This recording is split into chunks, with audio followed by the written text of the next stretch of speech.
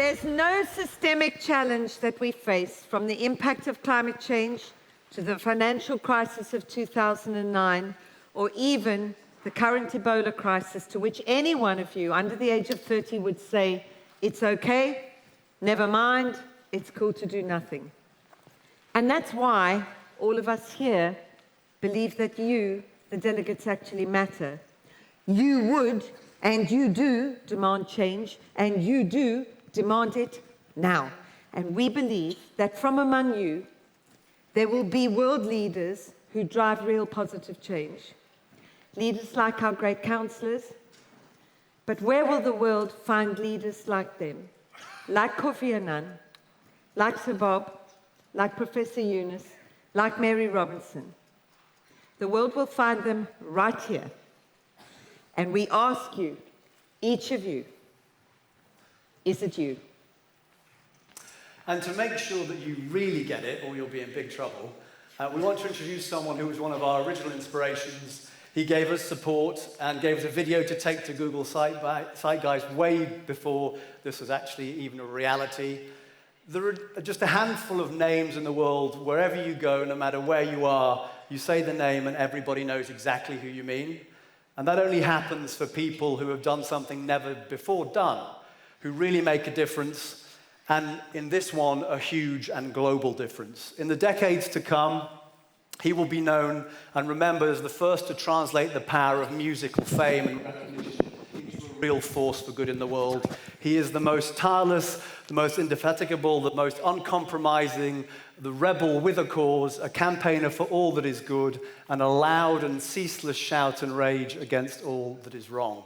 He's the original and our first One Young World Counsellor, Ireland's great son, Sir Bob Geldof.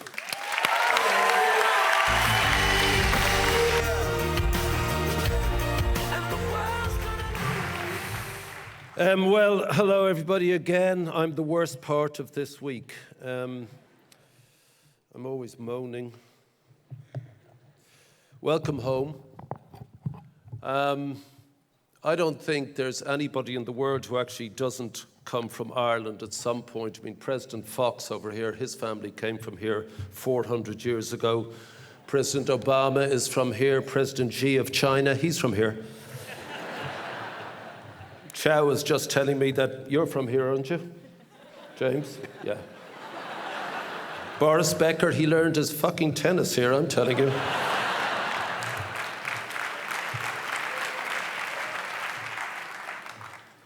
The thing is, we are a tiny little island. And watching the flags again, part of me thinks I'm sort of dreading it because I really dislike nationalism. But then it starts and I think it's cute, like the kids' school plays, and then I become very moved. And then I think there isn't a single country here where there isn't something that's wrong. And then I think there's so many little guys here, so many of their young adults so proud to wave their tribal markings. And that's us in Ireland.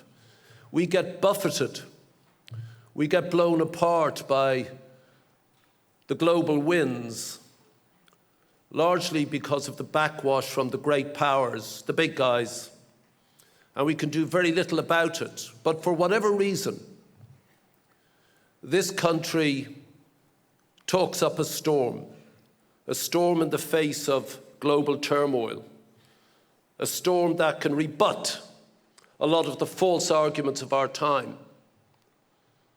In the First War, 100 years ago, almost to this month, 2 miles down the road, I have an Auntie Fifi. She's 106.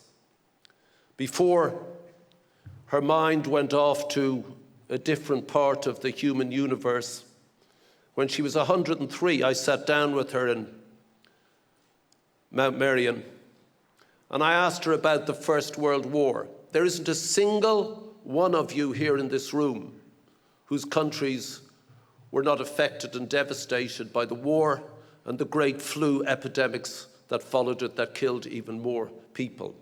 It was a war that wiped out all the past economic systems and all the past political systems up to that moment. And it was preceded by a single tiny event in a tiny country that had no true significance. There was no real need for this great mass suicide of the human race. There was no need for this great cultural wipeout. And I asked my Auntie Fifi, had she any foreboding? Was there, within the family, was there any sense that something truly momentous, something truly barbaric and beyond imagination was going to happen now? She was a very young girl. But she said, no, she has no memory of there being really any difference. Now, 2 years later, in this country, and we will celebrate it in a couple of years, some revolutionaries, some teachers, some poets, some trade unionists decided to take matters into their own hand and begin, or continue, a long fight for independence. She never felt that, but I have in my house framed the letters from the British commander of Dublin City allowing my grandfather to leave in the middle of our rising, in the middle of our rebellion. But there was no sense in our family that this was coming. And yet I remember sitting here in Dublin during the Cuban Missile Crisis, and my father being desperately afraid, a man who tried to defend this country in the Second World War, while it remained neutral once again and tried to remove itself from the great currents of the world, but of course couldn't. And he was uniquely quiet and solemn and deeply troubled. And it was unusual for me to see him so.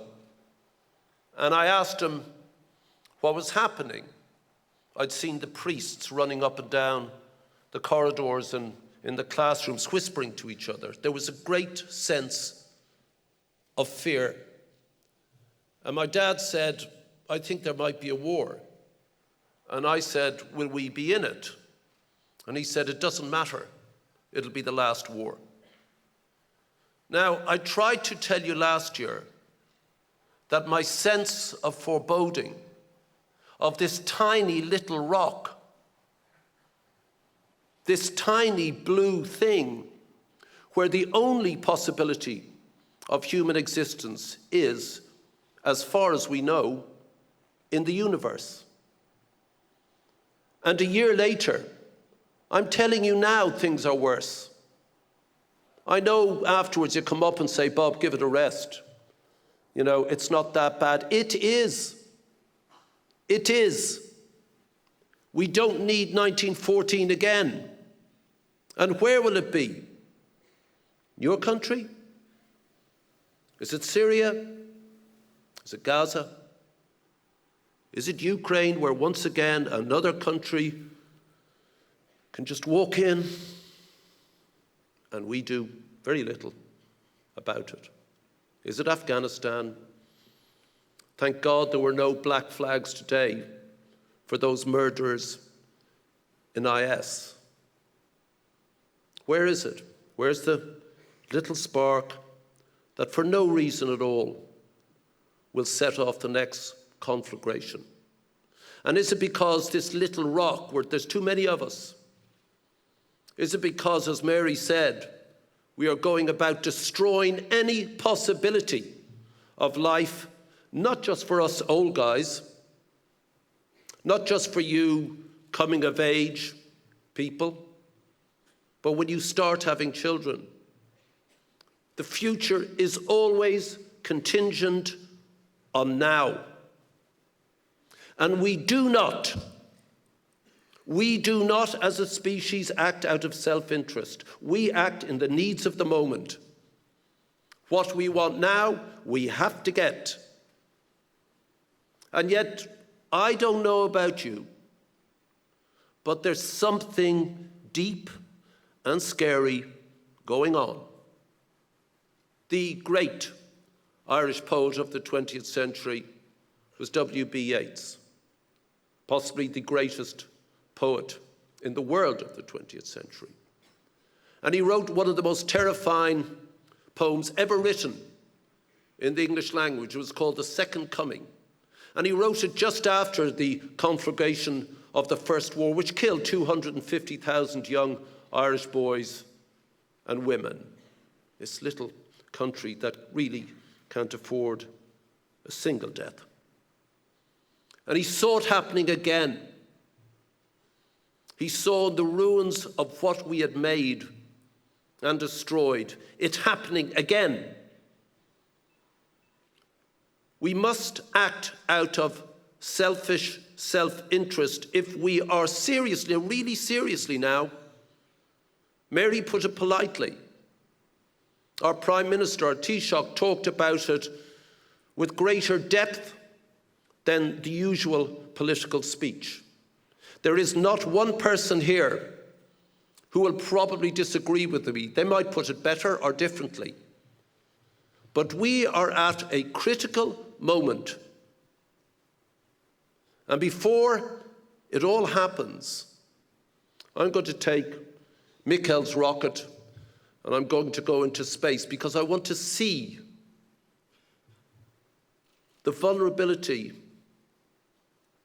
of what we are and who we are and the little place that allows us to exist, to think. Think. That's what we need you to do.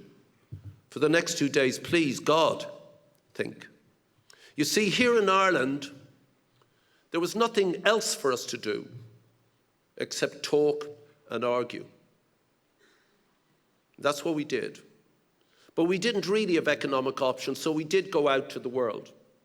There are roughly 170 million people who directly are descended from the Irish, and still we leave. We're too small to really sustain the numbers of us. And that's true of the world right now. But in this tiny island, as you may know from your own news, we are no strangers to civil strife. We know economic devastation and growth.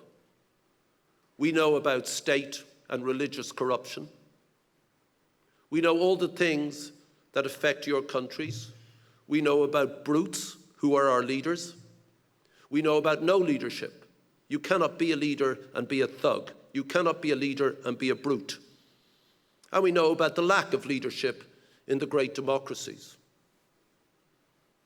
Where are the leaders of Europe?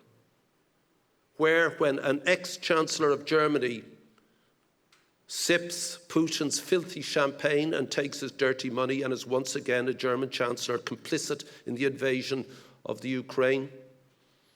No shame? No shame. Well, we have to feel the shame over the next 3 or 4 days. We have to talk it through.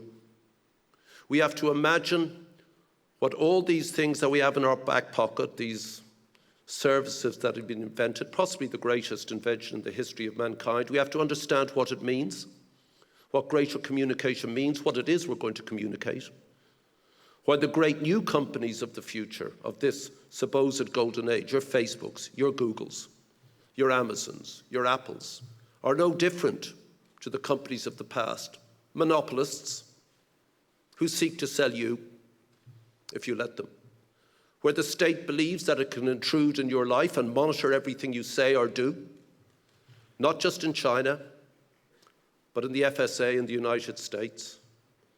I don't want that world, never have. There's too much wrong.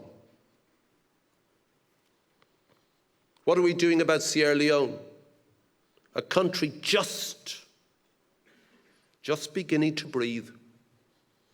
And because they're poor, they die. Like back in the 80s when myself and this woman here and her husband and a bunch of us got together to talk about what was happening in Africa, in the great African famines. They were not dying of hunger. They were dying because they had no money to get food, because the state had no systems, because it had no money. They are not dying of this filthy little virus in West Africa. They are dying because, unlike in Madrid and Texas, they do not have the doctors, the nurses, the Medicare. They are dying. They are dying because they are poor. I don't like that. That cannot stand. We must think. We must find a way through the terrible situation we've blocked ourselves into. And we must navigate an elegant, intellectual path to a newer freedom. Ladies and gentlemen, we are capable of that. But our time is gone. If you don't do it, there's a problem.